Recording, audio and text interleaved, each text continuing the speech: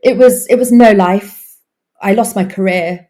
I was just alone at home all day, every day, same four walls, going crazy, thinking, do I even have a future? I didn't feel like I had anything to live for. I just felt my whole life slipping through my fingers. Rebecca, how did you find carnivore?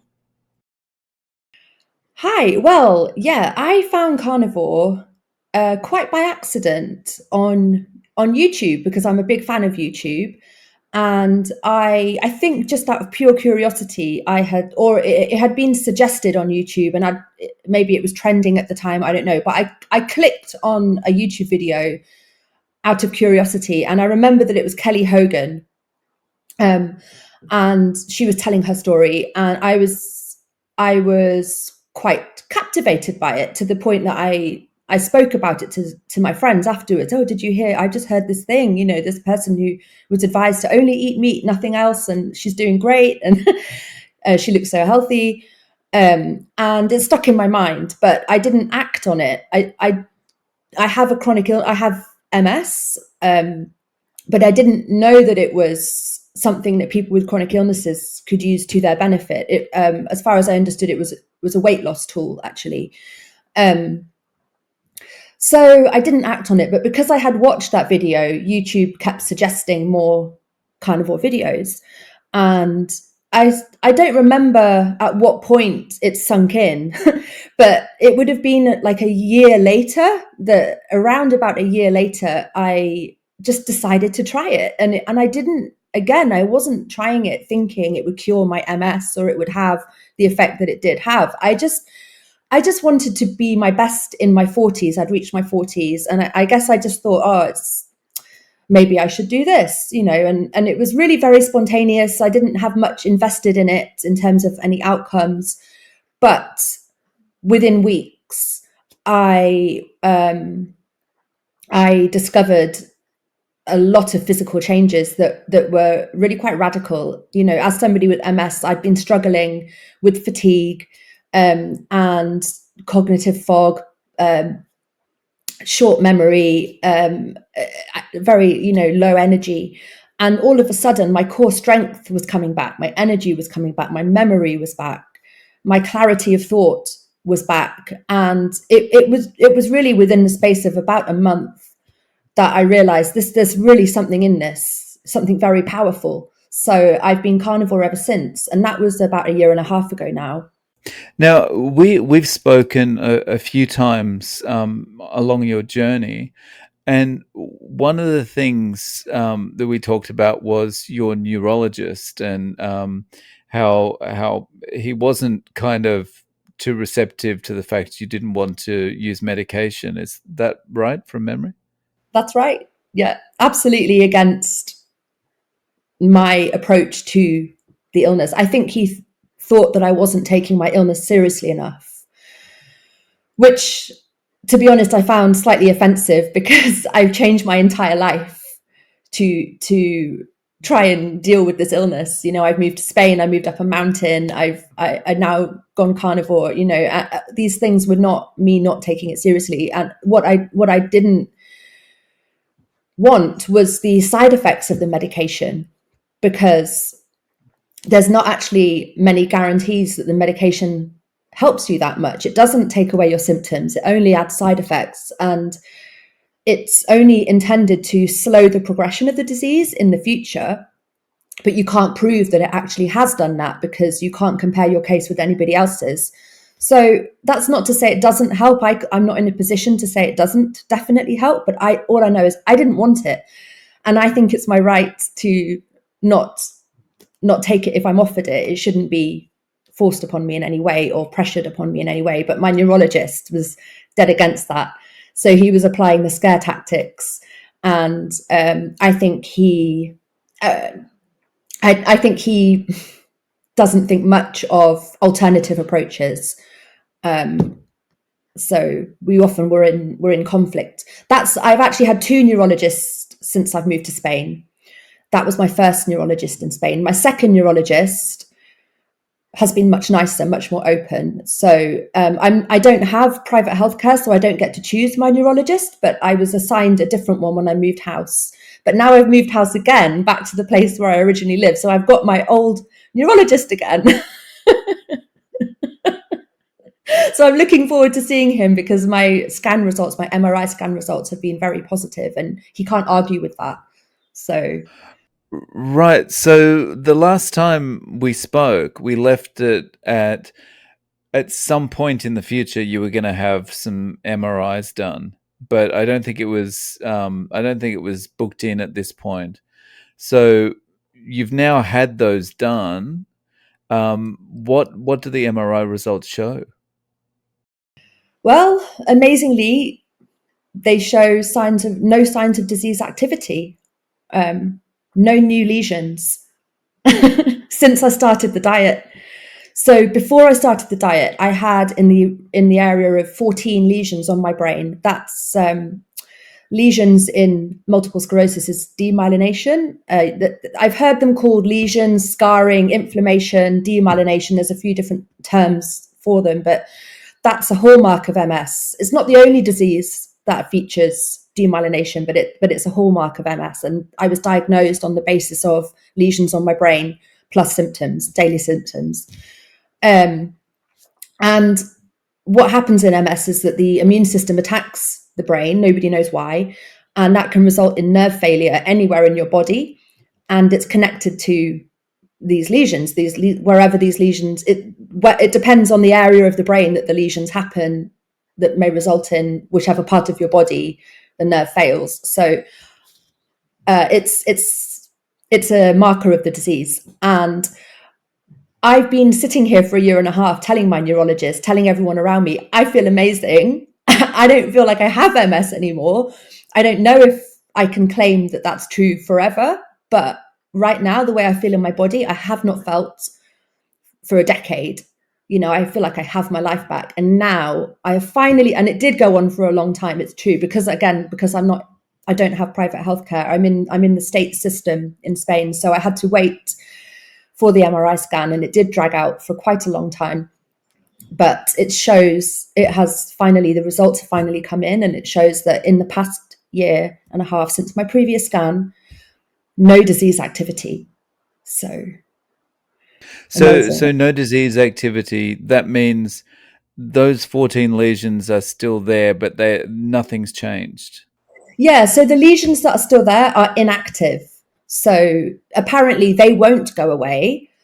I actually have my doubts about that because many people, I have my own carnivore YouTube channel, and many people contact me and they tell me, and I've seen on your channel as well that you interviewed somebody with MS whose lesions went away.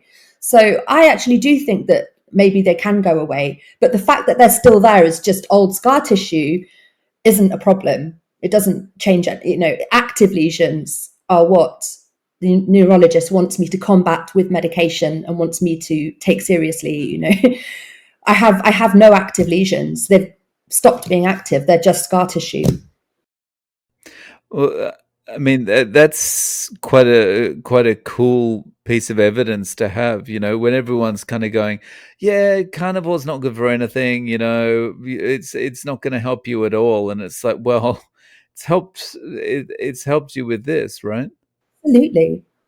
I was delighted for that very reason because, you know, I really want to spread the word about carnivore. It changed my life completely, completely on every level. It's not been an easy journey, but that's not to do with the diet. I had a difficult year, quite apart from the diet. And I think I often say to myself, how much worse would it have been if I hadn't been carnivore?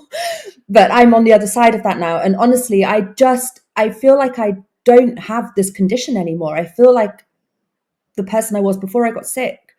And I just want that for other people. So it's all very well to sit here and say, I feel amazing, but to have some hard evidence that something physiological has changed, has improved, is amazing. It just shows that, you know, that this really does have something in it. I'm delighted. Yeah. Yeah. It's absolutely fantastic. Mm. Um, just to paint a picture for people who may not have seen your first interview, Mm. Like, what there were times in the past, and I know there were other contributing factors to this, I think, but that, like, originally when you were still in the UK, it was at the point where you were in a wheelchair at some stage, right? Yeah, yeah. I wasn't confined to a wheelchair. I could walk, but I was using a wheelchair literally to get from the kitchen to the living room. I was so exhausted. And if I did exert myself, the fatigue payback it's called post-exertional malaise, was so huge. I mean, you have to experience it to know what that is. It's a straitjacket. You try and push through it. You try and push through the fatigue. And fatigue is not just feeling tired. It's weakness. It's complete bodily collapse. I've never known anything like it. And you try and push through it, and you just realize, no, it's got me. I can't. I have to balance out my activities, calculate everything I'm going to do in a day, so that I can use my energy wisely and not have I'd be on my hands and knees in the shower. I would have to lie down for an hour after I'd taken a shower. It was actually my worst symptom. And I was using a wheelchair and I was using a walking cane. And I was struggling to do anything during the day. Like, my whole day would revolve around walking the dog just around the corner to the local park, not even up a hill or anything, just, and then I'd have to lie down for the rest of the day. It was no life. I lost my career. I was just alone at home all day, every day, same four walls, going crazy, thinking, do I even have a future? I didn't feel like I had anything to live for. I just felt my whole life slipping through my fingers, and my energy, my ability to think. I know it doesn't seem like it could have been real. Looking back on it, I know it was real. I know exactly what it was and that it was very real, but I'm not that person anymore. There's nothing wrong with me. I'm absolutely when, fine. when you think about those times, and now you're living in a place where you're walking up mountains and all sorts of things, Yeah. Yeah. Oh, well, I'm going to yoga now, and not just gentle, nice yoga. I'm going to vinyasa yoga, which is really quite taxing. I don't know if you've ever done it, but it's very dynamic, high energy yoga, and it's handstands. And well, I can't do the handstands, but I'm in that class, and I don't feel the need to tell anybody that I have MS. I'm not a special case. I'm just a beginner. Like, I can't do everything the other people in the class can do, but that's just because I'm a beginner. I haven't told anybody I have MS in that class. Now, that was not possible.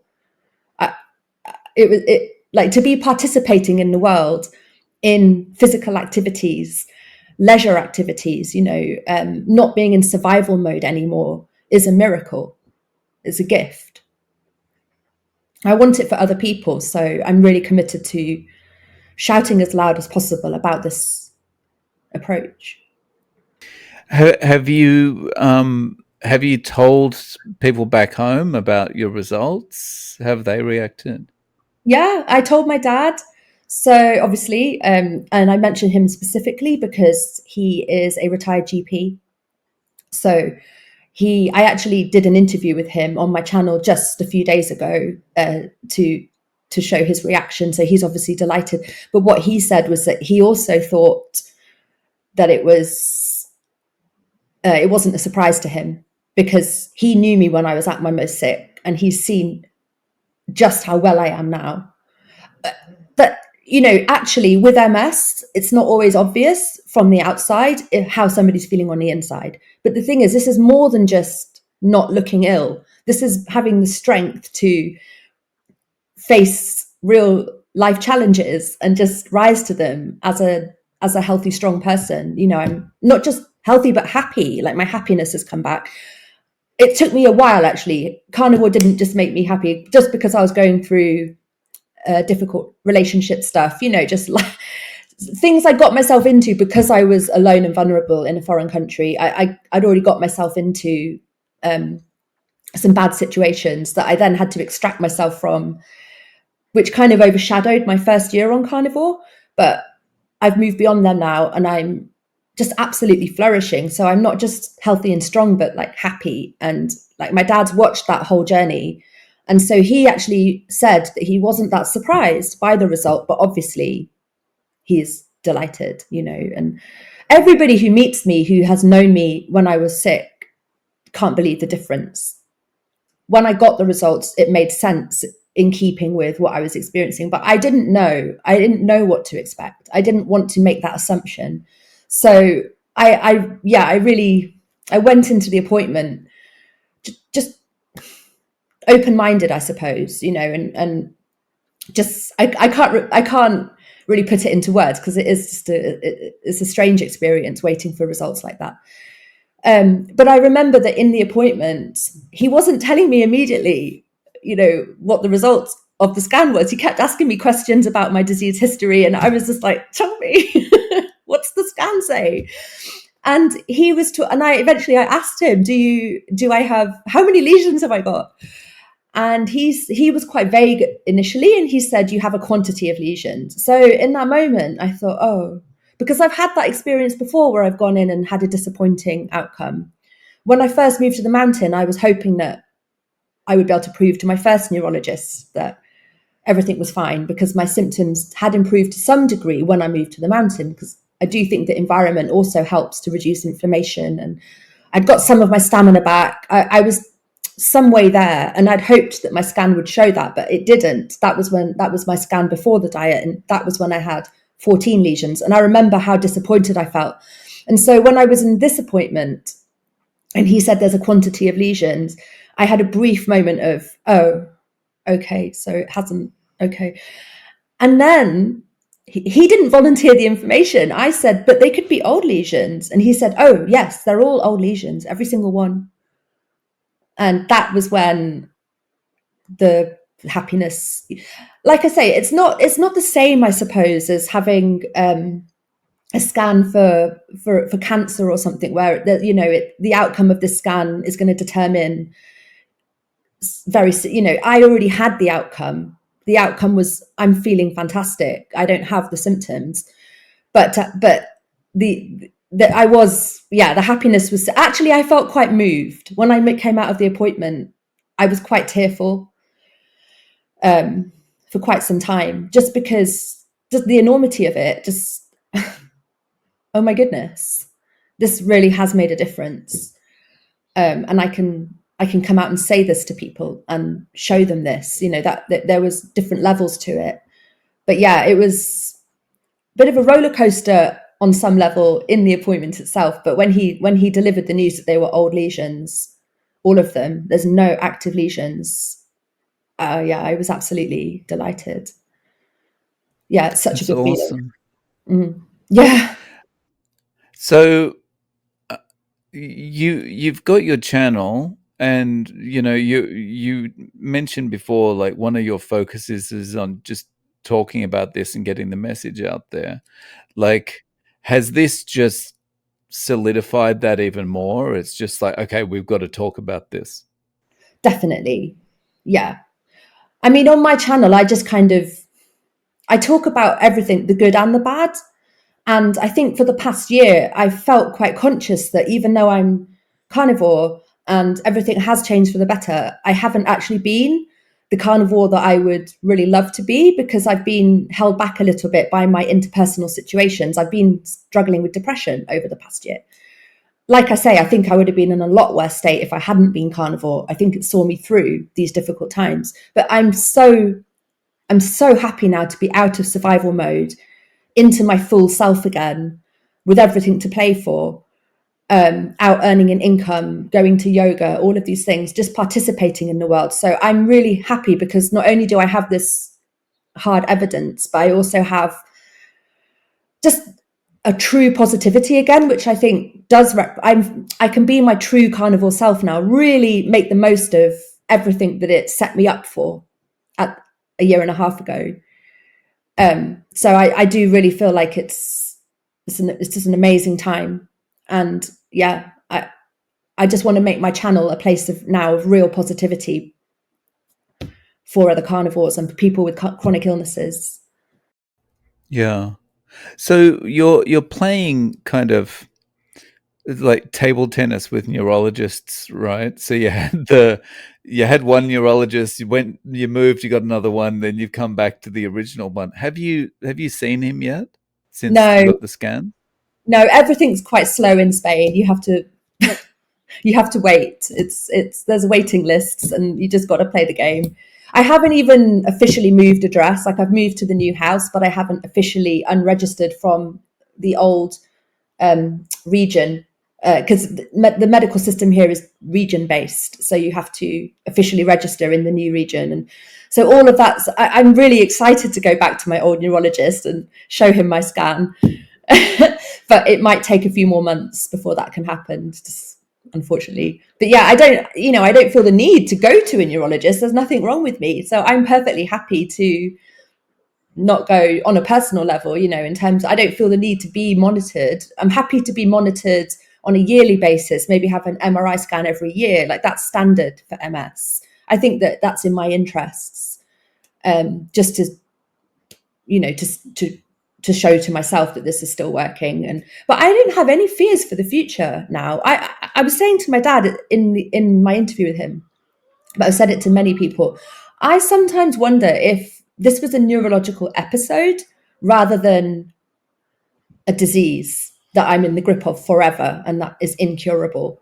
I feel like maybe that's what it was, a neurological episode that I'm now over. That's how it feels. And maybe there are other cases of MS that could be described as that. But I feel like before I started carnivore, I was so ill, and I feel like I was on the road to a further relapse. I was really pushed down by it, and the symptoms were not going away, and I was on a downhill slope. So I wonder if that's possible for other people to pull themselves back from the brink. That's how it feels, and to turn it into a one-off neurological episode. But it does feel very much like it's the decisions I've made that have made this journey into what it is. Not to take the credit for that. I came across this information from other people who tried the diet, who put the word out there. But it very much feels in response to the diet, because there's lots of naysayers who will say, oh, you're just in remission. It's just benign MS. It's not, you're not in control of this. It is what it is, and you can't influence it. I don't believe that. That's not what my body, that's not the road I have walked along. I was very, very ill. Then I took myself into a better environment and slowly started to regain some of my strength. But that still wasn't enough. I had to address diet, and I had to address it with the right diet, because I had tried a different diet at the very beginning, which hadn't had the same effect at all.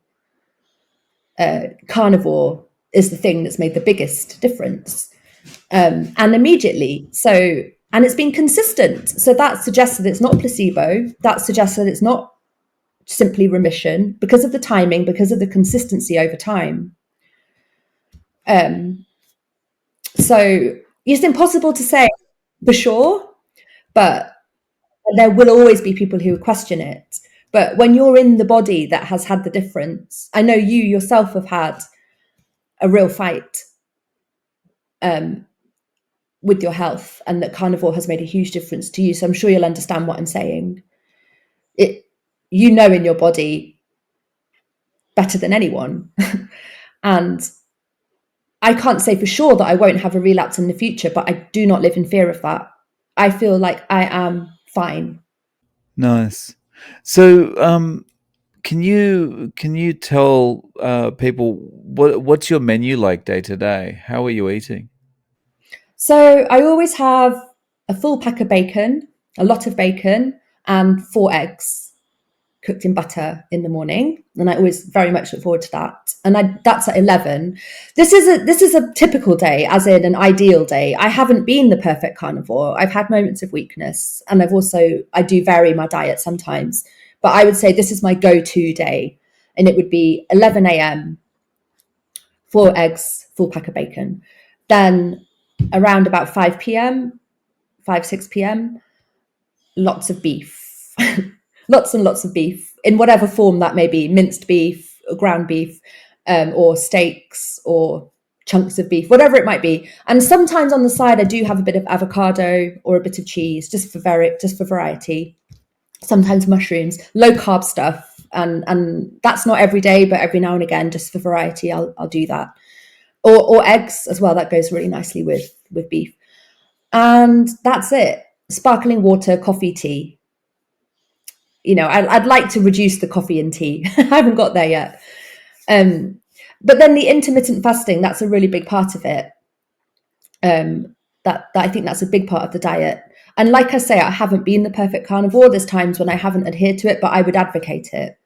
Like I felt my best when I've adhered to a fasting schedule. So 16-8, where you have 8 hours of where you can eat, and then 16 hours where you're fasting.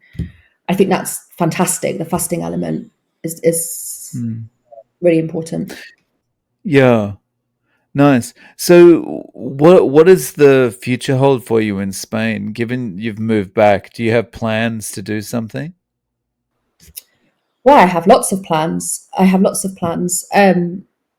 Well, I just want to make sure I've got a proper income coming in. So that's something I've struggled with. I've had to rely on my parents shamefully for the past 10 years, and I don't want that anymore.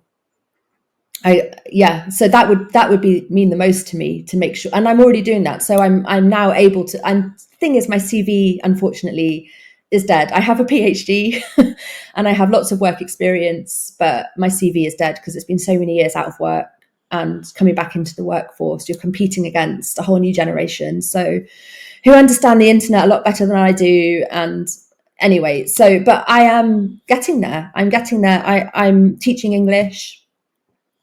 I translated a novel over the past year. And yeah, my YouTube channel, that's a big sense of purpose around that. And and I'm writing a novel. So I just really want to become productive again and stand on my own 2 feet. And, I'm 44 now. So I really cannot be in a situation of dependence and begging. That's over. Like, carnivore's given me back my sense of independence and my dignity and sense of purpose. So yeah, that's the future for Mm, me. nice. Are we allowed to ask what kind of novel it's going to be? Thriller, romance? It's currently meant to be a dark comedy. Oh, nice. Oh, Yeah, oh. yeah. And I'm trying to make it funny. That's actually quite a tall order. It's I find it funny. It doesn't mean everyone else will find it funny. Yeah, it's a drama, I suppose. Yeah, yeah. Based on real events, inspired by real events in Spain. And I'm really enjoying writing it. It's really lovely to have a creative project, something to work towards. It's an outlet. And I wrote a novel when I was at my most ill, but I found that now that I have my energy back, writing a novel is quicker, much quicker. It's just a case of organizing your time rather than finding the energy and the mental, energy and clarity. So yeah, yeah, I feel like the future is full of possibility again, and it wasn't before. It was completely closed. So That's that's a gift. awesome. Well, yeah. Oh, Yeah. yeah, it's really awesome. I think that's one of the nicest things that I get that feeling from most carnivores, that the future's open now. You know, everyone's kind of going down their path thinking, oh, well, this is, we're just getting closer and closer to the end. The wheels are falling off. And it's like, well, actually, the future can open up. Yeah, yeah, it's a wonderful feeling to move from survival mode into a place where I just feel like a whole person again, on a Mm, level mm. playing field with everybody else. And I really did want to do a homesteading lifestyle. When I moved to Galicia for the past year, where I was, I wanted my future to be homesteading. So that dream hasn't died. I still want that. I can still do that where I'm living now. I'm not living on a farm anymore with lots of land. I moved away from there back to Asturias, where I was originally living, because I missed the mountains. I love the mountains so much, and I missed my friends here. So I just came back for those reasons. But although I don't have much land anymore, there is land available that I can rent should I wish to keep sheep. I do have chickens here in my house. I have 7. I did have 10, but now I have 7 because my dog killed some of them. Circle of life and everything. um, so I have chickens, and I would really love to keep sheep, and I still want to have that, for ethical reasons and to keep my costs down as a carnivore. So that's very Yeah. important to me. Yeah. Mm. So, Rebecca, how can people find you on YouTube? Cabana Chronicles. My handle, is it called a handle on YouTube? Is That's right. Yeah, nice. Cabana Chronicles. yeah. Awesome. So I'll link to it in the show notes. Rebecca, thank you so much for coming back on and sharing this update and this wonderful news. I really appreciate you doing this. Thank you. Thanks for the opportunity to spread the word. And thanks for everything you're doing. I know you're close to 1,000 videos now, 1,000 testimonies. Amazing.